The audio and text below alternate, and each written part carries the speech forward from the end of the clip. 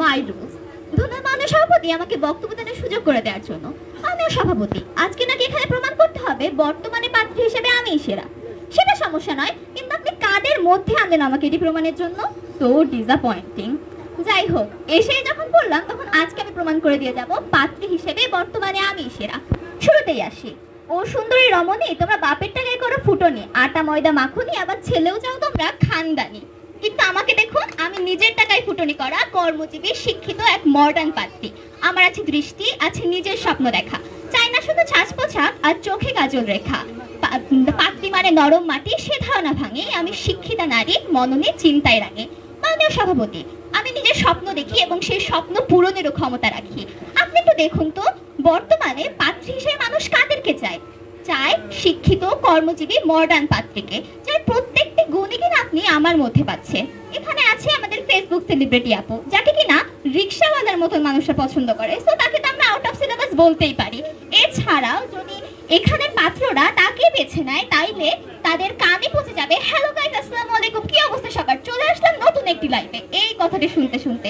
এবং সে যখন তার ফেসবুক কন্টেন্ট নিয়ে এতটাই মেতে থাকবে, সে যখন তার প্রিয়তমকে সময় দেওয়ার কথাই ভুলে যাবে, তখন সেই পাত্র বলবে, ছেড়ে দে মা, কেন্দে বাঁচি। কিন্তু আমাকে দেখুন, আমাকে যদি পাত্রী হিসেবে বেছে নেওয়া হয়, তাইলে আপনার যে রাধে সে চুলও বাঁধে, এই কথাটির কথা মনে পড়ে যাবে। কারণ আমি যেমন এক হাতে টাকা উপার্জন করে সংসার চালিয়ে নিজের প্রিয়তমকে স্যুট বুট গাড়ি কিনে দিতে পারবো, ঠিক অন্য পাশে তাকে সময় দেওয়ার কথাও ভুলবো না। সভাপতি, এখানে আছে আমাদের সংসারী আপু, যে কিনা দিনে মাত্র 5 ঘন্টা সিরিয়াল দেখে। কিন্তু আপনি একটু ভেবে দেখুন তো, জি বাংলা স্টার জলসার মতন তাকে যদি বেছে নেওয়া হয়, তাহলে আপনাদের জীবনটাও কি জ্বালাময়ী হয়ে উঠবে না? এছাড়াও সে নাকি শুধু অল্প শিক্ষিত নয়, সে নাকি আবার সুন্দরীও। কিন্তু সারাদিন সংসারের কাজ সামলাতে সামলাতে তার এই সৌন্দর্য কতদিন থাকবে? সকল পাত্রকে আমি এইটাতেই কিন্তু সতর্ক করতে চাই, আমি শুধু শিক্ষিত না, আমার আছে সকল অভিজ্ঞতার সাথে খাপ খাইয়ে নেওয়ার অভিজ্ঞতা।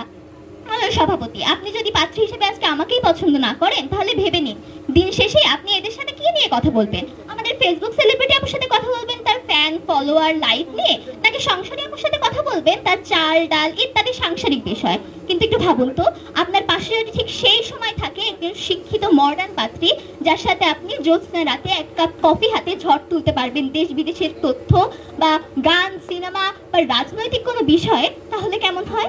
সবশেষে এটাই বলতে চাই সভাপতি সাহেব, নারী ছলনাময়ী। এখানে আমাদের ফেসবুক সেলিব্রিটি আপু 10 দিন আপনাকে সময় দেবে, তো 10 দিন অন্য কাউকে। কিন্তু আমাকে দেখুন, আমাকে যদি বেছে নেওয়া হয় জীবন সঙ্গিনী হিসেবে, তাহলে আমি থাকবো আজীবন, যার প্রমাণস্বরূপ কিন্তু আমরা আমাদের রিমকি আপুকেই দেখতে পাই। যাই হোক মাননীয় সভাপতি সাহেব, সবশেষে এটাই বলতে চাই, বর্তমানে বিয়ের বাজারে একমাত্র সেরা পাত্রী হচ্ছে আমি, সেটি প্রমাণের আর বাকি রাখে না। যাই হোক, ধন্যবাদ মাননীয় সভাপতি, বা আপনার মাধ্যমে ধন্যবাদ জানাচ্ছি সকলকে।